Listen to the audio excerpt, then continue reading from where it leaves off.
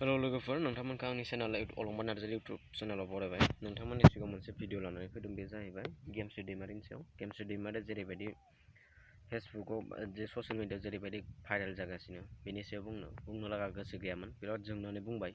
सोरबा किसुमान हामा मोननो हानाय, खिन्थु बायध'थायाव आं बुंबाय।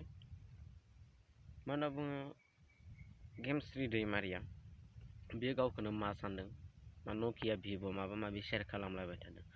आगोलाव जि जाबाय जानानै थांबाय, इफोर बाथ्राफोरखौ आरो बुंफुंनो बा एरखुलाबायनो गोसो गैयामोन, गोसो एरखुलाङामोन बा बुंफुनामोन। बे आगोलावनो हमना मोनखानांगौमोन जे बाथ्रा बुंनायनि आगोलाव गाव मा बुंदों बुङाखै बेनि सायाव बे बिसार थानांगौमोन। जेरैबायदि सुबुङा, बिथाङा जेरैबायदि आर्टिस्ट एस'सिएसनाव बा बर' फिल्म इन्डास्ट्रियाव जेरैबायदि खामानि मावबोगासिनो, बिथांनि बिहोमाया गोबां दङ।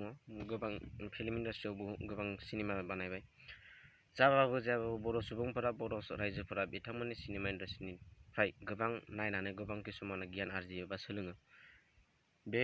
बे रोखोमैनो बिथाङा दिनैनि जेरैबायदि भाइरेल जानानै बिथाङा बर' फिल्म इन्डास्ट्रिनि बा बर' सुबुंनो बा फिल्म इन्डास्ट्रियाव बिथाङा मा बिहोमा होलांनो सानो, बिथाङा इयुन जोलैफोरखौ मा खालामनो सानो,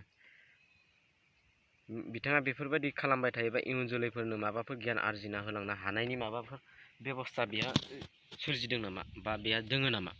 बेजों इयुन जोलैफोरा मा सोलोंगोन, बेजों माबाफोर मुलाम्फा जादों नामा? जा बर' फिल्म इन्डास्ट्रियाव थानाय आगोलनिफ्राय गोबां बर' फिल्म इन्डास्ट्रियाव खामानि मावना गोबाङानो जुलि जाबाय, हाबा जालांबाय, संसार जालांबाय। गोबां बर' फिल्म इन्डास्ट्रियावबो गोबां दोङो। बिसोर दिनैसिमबो गाज्रि रेकर्ड गैया आरो गाज्रि रेकर्ड बेफोरबायदि जागोनखौबो जोङो मिजिंथिया। मालाय मोजाङै संसार जागासिनो, मोजाङै रायजो जागासिनो। बिसोरनिफ्राय बर' सुबुंफोरा मोजाङै गियान आरजिदों, मोजाङै संसार जानो माबायदि सोलिनांगौ बेफोरनि सायाव नलेज बारायहोदों। बिसोरो मा समाजाव, बिसोर जेम्स आरो गेमस्रि समाजाव बिसोर फिल्म इन्डास्ट्रियाव थानानै बर' समाजाव गुबुंले थासारि सोमजिहोगासिनो। नैबे दिनैनि समाव बिसोर इयुन जोलैफोरनि थाखाय जेबो साना, इयुननि जेनेरेसनफोरनि थाखाय जेबो साना। बेफोरनि थाखायनो दिनै फिल्म इन्डास्ट्रियाव बा बर' फिल्म इन्डास्ट्रियाव बेफोरबायदि गाज्रि थासारिनि हालोदाव गोलैलांगासिनो दङ। आरो बेफोरबायदि जाबाय थायोबा, बेफोरबायदि जुदि लाइ होबाय थायोबा, इयुन समाव आरो गाज्रि थासारियाव सफैगोन, बेखौ जों आसा खालामो। बेनिखायनो जोंनि सुबुं माहारिया बा बर' समाजा बेफोरबायदि सुबुंनिफ्राय जों गोजानाव थानांगौ, जाहाथे जोंनि समाजाव बेफोरबायदि थासारिया फैनानै जोंनि उन्दै उन्दै गथ' उन जेनेरेसनफोरा जाहाथे सोलोंनो हाया बा गाज्रि जालांनायनि जेबो राहा लामा मोना। बेनि थाखाय जोङो मोजाङै गोजानाव थाखानाया मोजां। सालिबिजिरि जोङो ओनसोलाव, समाजाव रायजो जानायाव बेफोरो जेबो गाज्रि बिहोमा खोलैया, बेखौ जोङो बेनि थाखायनो गोजानाव थानो खावलायो। जाहाथे उननि जेनेरेसनफोरा बिसोरनिफ्राय जाहाथे जेबो गाज्रि आखल आखु, बिसोरनि थासारि, इयुन जोलै फिल्म इन्डास्ट्रिनि बेफोरबायदि माबानिफ्राय जोङो इयुन जेनेरेसनफोरा जाहाथे बेफोरखौ सोलोंनानै गावनि आखुथाइफोरखौ सोलायनानै लाया, बेनि थाखाय खावलायो। बिथांमोना गावखौनो मा सानो मिथिया, गोजौ बिराद हाइ लेभेलनि सानो। नाम खामायबानो, फैसा खामायबानो मानसिया हाइ लेभेल जाया। मानसिनो नांगौ धन सम्पति, नंगौ। लोगोसे बेजों नांगौ थांना थानाय समाव थासारि मोजां, आखल आखु, गियान। बेफोरजों सुबुं समाजावसो सम्पद, बेफोरखौसो सुबुं सम्पद होनो। रां आरजिनाय, फैसा आरजिनाय बेल' सुबुं सम्पद नङा।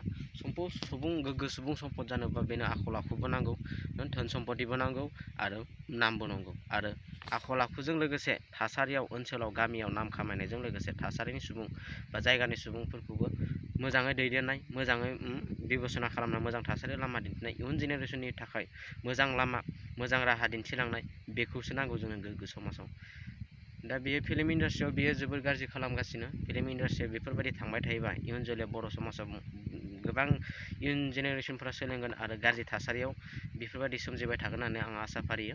बेनि थाखायनो गोजानाव थानो थाखाय खावलायबाय, जाहाथे इयुन जोलैफोरा बेफोरनिफ्राय गोजानाव, जेनेरेसनफोरा बेफोरखौ सोलोङा, बेनि थाखाय गोजानाव थानो थाखाय बयखौबो खावलायनाय जाबाय।